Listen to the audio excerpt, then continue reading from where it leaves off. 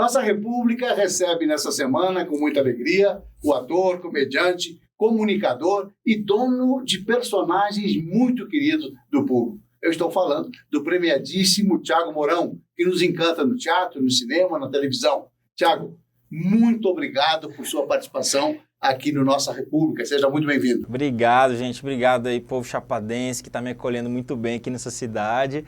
E, pô, que honra estar aqui, Mauro. Você que é um cara que me inspirou muito ali no começo da minha carreira de comunicador. Não, para quem não sabe, o Mauro foi um dos chefes que eu tive, um dos primeiros chefes que eu tive na minha carreira de comunicador e um cara assim que é sensacional, que tive o prazer de trabalhar junto e que é isso, para mim é uma honra estar aqui. Obrigado, Thiago, imagina. Olha, o Thiago é um talento, todo mundo sabe disso, sabe da importância dele para a cultura mato-grossense, dele como outros atores locais, o próprio Butaca, Eduardo Butaca, que esteve aqui conosco. E eu queria começar, Thiago, falando da sua carreira. Vamos começar aí. Você, de verdade, saiu da faculdade, fez rádio, televisão, etc. Foi trabalhar com a gente lá num momento bacana. Você já tinha também todo um... Sim, não, eu comecei no teatro ali com 14 anos de idade, sabe? Eu estudava numa escola chamada Carmelita Couto. Não sei se você chegou a conhecer. Carmelita Couto, claro. É uma escola excelente, cara. Eu acho que foi uma pena, assim, ela não ter acompanhado, porque teve uma época de um boom escolar, assim, né? Que as escolas investiram mais em estrutura, em ar-condicionado nas salas e tal, sabe aquela coisa toda, né? Aquele boom dos colégios ali que começaram a cobrar mais. Na Marechal Deodoro, né? Ali na Marechal Deodoro.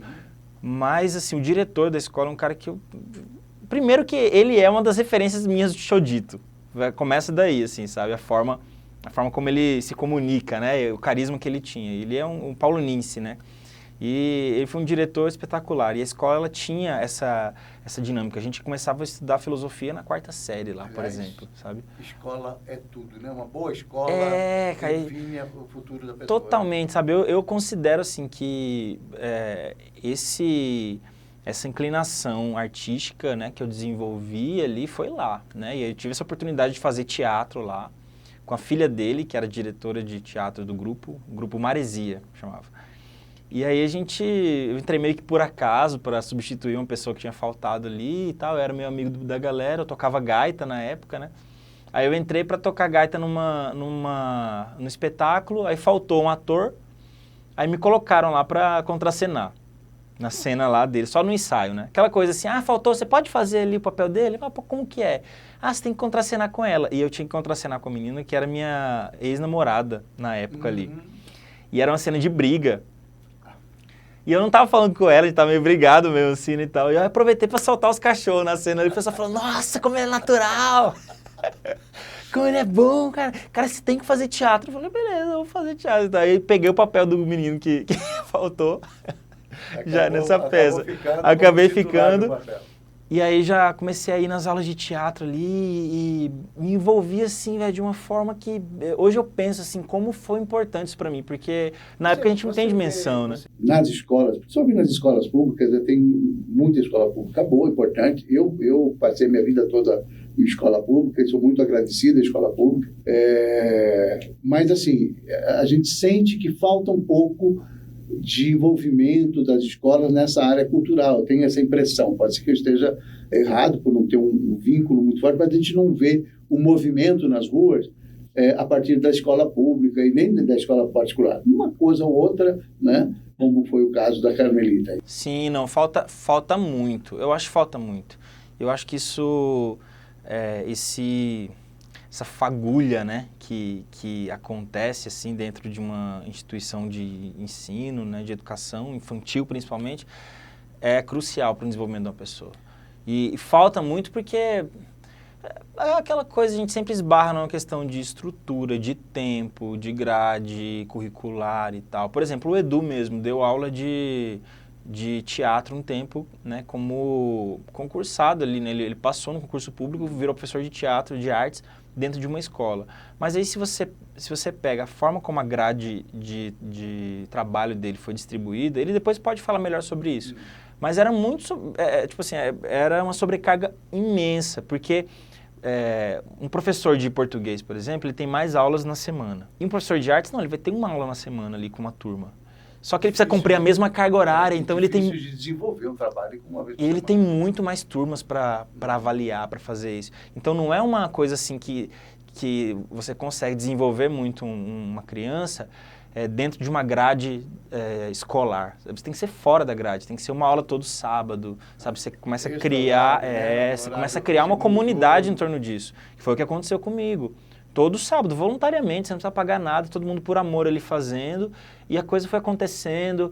Quando eu vi, a gente estava se empenhando em desenvolver apresentações, e aí a gente já começou a lidar muito cedo com essa coisa da produção, que é você ir vender ingresso para alguém, sabe? Que você mobilizar sua família, mobilizar seus amigos para irem te assistir, de você pensar numa peça, escrever ela.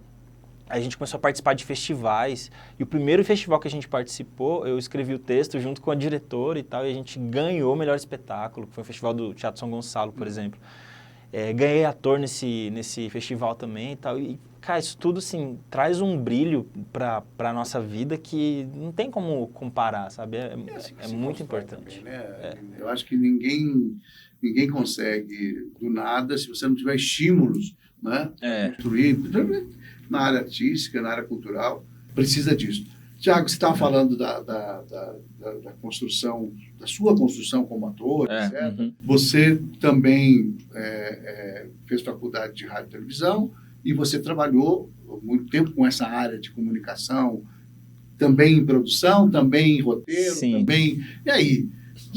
Essa coisa do roteiro, do escrever, de produzir o comercial, etc., os programas de televisão, você acabou também pegando essa coisa do roteiro muito forte, não é? Sim, não, é isso, veio do teatro. Eu vim com uma bagagem que eu nem fazia ideia que eu tinha, sabe? E eu fui saber que eu tinha ela na faculdade, quando eu comecei a ter aulas de parte criativa, de dinâmicas, assim, mesmo dentro de um contexto onde eu tinha que aprender a operar um equipamento técnico ali, né? Vou aprender a mexer com edição. Beleza, você mexer com edição, você tem que saber a função técnica da edição. Mas a edição é a parte criativa, é o corte, é o roteiro, é a ideia. Lugar certo, montar a historinha. Se montar a historinha, você ter aquele olho, sabe? E esse feeling eu tinha naturalmente, eu percebia, assim, que eu tinha isso melhor que os outros colegas, assim, sabe? E eu falava, que interessante, né? E aí foi amadurecendo mais que eu fui entender que isso fazia parte já de uma bagagem que eu tinha adquirido pelo teatro. E aí você vê que todo mundo que tem essa bagagem do teatro tem um trem diferente na hora da profissão. Jean, Ana Rosa, Eduardo, que foram meus amigos ali de teatro na faculdade, por exemplo, né? A gente... Todos destacadíssimos. Todo mundo, entendeu? Né? Uns mais artistas, outros mais jornalistas, mas você vê muito talento, né? Criação de texto, etc. Então foi isso, eu considero que essa bagagem, ela me acompanhou ali, foi muito importante para a profissão. Você nasceu aqui em Cuiabá? Foi Cuiabá. Cuiabá, da onde? Olha, eu lembro, eu acho que eu nasci e fui morar num bairro, mas eu não lembro qual foi o primeiro bairro. Depois minha mãe mudou para Tijucal, foi morar com minha tia. Minha mãe veio de Goiânia, né? Chimbioá, Goiás. Mas aí eu não sei se ela veio de lá ou se ela estava em outro lugar na época. Mas existiu esse desencontro, assim, das irmãs na família da minha mãe, né? O meu avô, ele sumiu no mundo e minha avó ficou com todos os filhos, eram muitos filhos. Aí minha avó faleceu e cada filho foi para um rumo, né? Foram trabalhar, minha mãe, minha tia, foi todo mundo trabalhar muito novo, assim, 13, 14 anos. Naquela época tinha muito essa coisa de um parente mais abastado, assim, trazer a família para ajudar, para ser e tal. Então meio que foi distribuído, assim, dessa forma. E assim você frequentou, sua infância foi aonde? Aí minha infância foi no Tijucal, quando eu vim minha mãe veio para Cuiabá, né? Aí veio uma tia, trouxe todos os irmãos, aí foi aí que a coisa foi acontecendo, assim. E aí foram nascendo, aí depois fui para Morada do Ouro, depois fui para o centro, aí morei muitos anos ali no centro, ali na rua 24 de outubro. E aí depois eu fui morar com minha mãe ali no Goiabeiras. Aí, 24 de outubro é uma rua com moradores ilustres, né? Foi bastante histórica ali, Júlio Campos, Jaime Campos. Foi naquela época, eu morava na frente da casa do Roberto França. Eu lembro até, eu tenho a memória da mãe dele, que ela adorava cuidar da rua. Ela adorava cuidar da dona... Como que era o nome dela? Roberto chamava de queridona. Mas como que era o nome dela, você lembra? Não vou lembrar agora, peço desculpa, Roberto. Não, mas eu lembro que ela saía assim e ela cumprimentava todo mundo falando oi, oi! Ela falava um negócio... Cuiabá. Oi, oi! Eu adorava dar oi pra ela e receber o oi, oi dela também. Era no trem de criança, né? E eu lembro do Jaime e do Júlio, quando eles moravam lá ainda naquela esquina, né? Foi naquela época que eu morei no 24 de outubro. Na 24... com a esquina com a Marechal, né? Onde hoje 24 com a Marechal. Ali, famosa, etc. Eu lembro que uma vez, porque minha tia e minha mãe tinham um salão de beleza ali, né? Então era casa e salão de beleza. E aí o pessoal dos campos eram clientes ali dela, porque era perto e tal, né? E como minha tia vinha desse movimento de salão de beleza, quando ela abriu dela, ela já tinha uma clientela boa, assim, sabe? Então eles iam lá. Ou ela ia lá na casa deles fazer pé e mão, aquela coisa toda, né? E eu lembro que eu fui um dia lá na casa deles e fiquei perdido. Você devia ser Puta, velho, eu fiquei perdido, eu fiquei com vergonha, porque era uma casa muito grande, assim, eu entrei numa porta e eu falei, meu Deus do céu, eu não vou conseguir sair daqui nunca mais. Bom, e aí, como é que foi essa caminhada? Depois do teatro da Carmelita Couto, como é que começou a sua vida profissional no teatro? No teatro foi dentro da faculdade, quando eu conheci o Edu. A gente se conheceu na faculdade, né, e tal. Eu desenvolvi o Xodito numa aula de primeiro semestre aí na faculdade. Na verdade, a gente que é artista aqui em Mato Grosso, a gente procura faculdade de comunicação para complementar algo que a gente gostaria de fazer, mas não tem, né? Pelo menos na minha época não tinha. Hoje a gente tem a MT Escola, pelo menos, mas na época não tinha nada. Então, a faculdade de comunicação é o mais próximo, mais ou menos, de uma coisa, de uma linguagem artística. Então, é criativo, mexe com texto, com TV e tal. Então, conta histórias, né? Então, você tem uma noção vaga do que é, e aí você vai. Depois que você vai, você se arrepende. Você vai. Mais ou menos, né? Não, é bom. É porque é muito louco que quando você entra na faculdade de comunicação, você não tem muita ideia do que você vai fazer. Você acha que é uma coisa e você vai vendo que o buraco é muito mais embaixo, que você tem que se dedicar muito, ralar muito. Você lembra dos seus jornada. Professores na área de comunicação? Lembro.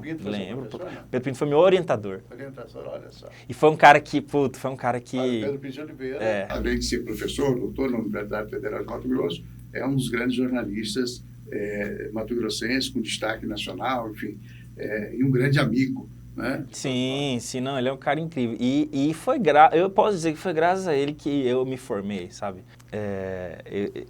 Eu tenho não sei se é um temperamento meio ariano meu, sabe? Uma coisa assim. Eu tenho um negócio, tipo, eu sou muito pragmático, né? Você entende esse negócio de horóscopo? Depois nós vamos falar disso. Vamos falar disso. A gente vai para um pequeno intervalo comercial e volta já. Não sai daí.